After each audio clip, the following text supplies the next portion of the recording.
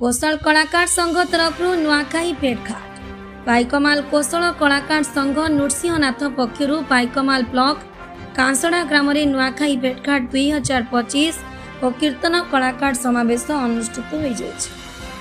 महाप्रभु श्री श्री नृसिंहनाथ और गौरांग महाप्रभु को पूजा अर्चना पर संघर सभापति टाइल चंद्र भोई मुख्य अतिथि भाव उत्सव को उद्घाटन करथिले। ए उपलक्षे आयोजित सभारे पाइकमाल ब्लॉक उपाध्यक्ष संजीव परिया सभापतित्व करिथिबा बेले कांसड़ा सरपंच उग्रसेन भोई, रफी साहू, गोपीनाथ प्रधान, नंदलाल नायक, हृदानंद भोई, अलेख साहू, झस्केतन बढ़ई, चतुर्भुज भोई, सुरेंद्र भोई प्रमुख उपस्थित थे। नुआखाई और नुआखाई भेटघाट एवं कला संस्कृति विशेषकर कीर्तन कलार प्रचार प्रसार उपरे अतिथि माने गुरुत्वारोप करथिले। एही समावेश में पाइकमाल ब्लॉक बहु महिला पुरुष कीर्तन कलाकार माने जोगदे कीर्तन परिवेषण करथिले।